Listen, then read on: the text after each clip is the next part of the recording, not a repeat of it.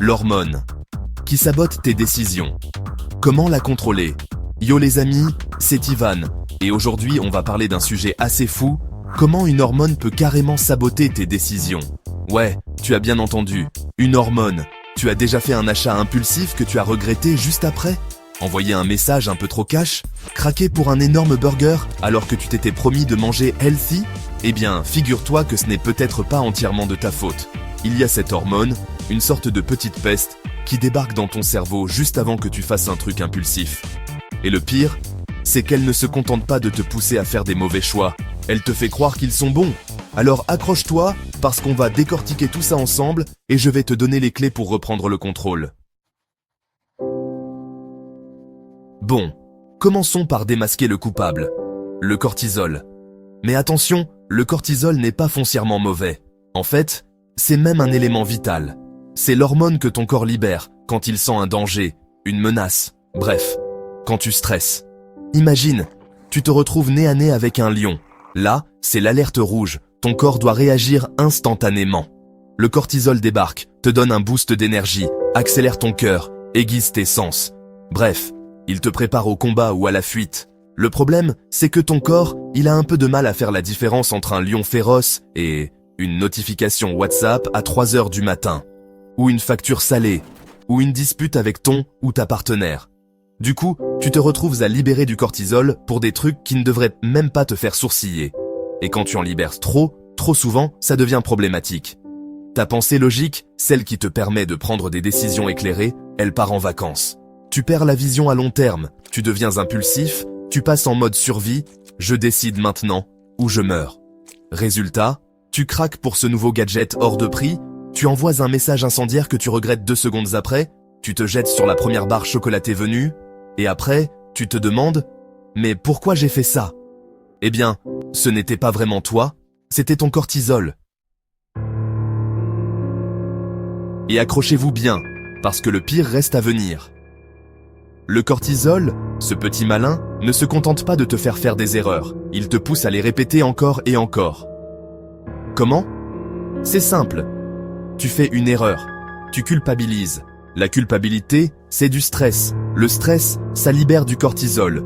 Plus de cortisol, plus de décisions impulsives. Et bam, te voilà enfermé dans un cercle infernal. C'est pour ça que tu n'arrives pas à te sortir de certaines situations. Tu dépenses trop, tu manges mal, tu envoies des messages que tu regrettes, tu doutes de tout. Pendant ce temps, ton cortex préfrontal, la partie de ton cerveau responsable du jugement et de la prise de décision rationnelle, il est en mode avion. Le cortisol a coupé les circuits. Et c'est comme ça que l'hormone de la survie, celle qui était censée te protéger, devient la saboteuse de ta vie moderne. Si tu ne fais rien pour l'arrêter, tu vas continuer à avoir l'impression que c'est elle qui décide à ta place. Yidva, Chapter 3. Bon, maintenant que je vous ai bien fait flipper, place à la bonne nouvelle. Tu peux contrôler ton cortisol. Pas besoin de médicaments ou de potions magiques, juste de quelques routines simples et efficaces, validées par la science. Prêt à devenir un hacker de ton propre cerveau? Voici quelques techniques imparables. La respiration 4-7-8. Inspire profondément pendant 4 secondes, retiens ta respiration pendant 7 secondes, puis expire lentement pendant 8 secondes. Répète cet exercice plusieurs fois et sens le stress s'envoler. Un sommeil de qualité. Oubliez les nuits blanches et les grasses matinées rattrapées en catastrophe. Visez 7 à 8 heures de sommeil réparateur par nuit. Votre cerveau vous remerciera. L'exercice physique, bougez-vous. L'exercice physique, même modéré, stimule la production de dopamine, l'hormone du bonheur, et régule le cortisol. Déconnexion numérique. Avant de dormir, rangez vos smartphones, tablettes et autres écrans. La lumière bleue et le flux incessant d'informations stimulent votre cerveau et perturbent votre sommeil. Méditation et pleine conscience. 10 minutes de méditation par jour suffisent à calmer votre esprit et à reprogrammer votre cerveau pour mieux gérer le stress. Le plus important, apprenez à reconnaître les signaux d'alerte. Quand vous sentez monter en vous cette urgence d'agir, cette impulsion incontrôlable, stop.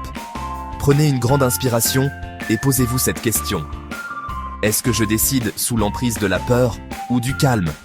Si c'est la peur qui parle, il y a de fortes chances que ce ne soit pas vous qui décidiez, mais votre cortisol. Josil, Chapter 4. Voilà, maintenant vous savez. Le cortisol, c'est un peu comme un hacker qui prend le contrôle de votre cerveau à votre insu. Mais la bonne nouvelle, c'est que vous avez le pouvoir de le démasquer et de reprendre le contrôle. Apprenez à reconnaître ces signaux, à faire des pauses, à respirer profondément et à prendre vos décisions avec calme et clarté, pas dans l'urgence. N'oubliez jamais que vous êtes maître de vos choix. Ne laissez pas une hormone dicter votre vie. Et vous, quelles décisions prenez-vous aujourd'hui? Quelles émotions guident vos choix?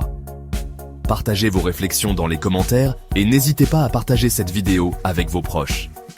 Comprendre son corps, c'est le premier pas vers la liberté. Jijaga, ou trop. Hey les amis, c'est le Dr Mike, et j'espère que vous avez trouvé cette vidéo utile. C'est fou de voir comment une hormone comme le cortisol peut influencer nos décisions, n'est-ce pas? Mais la bonne nouvelle, c'est qu'on peut apprendre à le gérer. N'oubliez pas que la clé, c'est d'écouter son corps, de reconnaître les signes de stress et de mettre en place des routines saines pour retrouver l'équilibre. Prenez soin de vous, et à bientôt pour une nouvelle vidéo.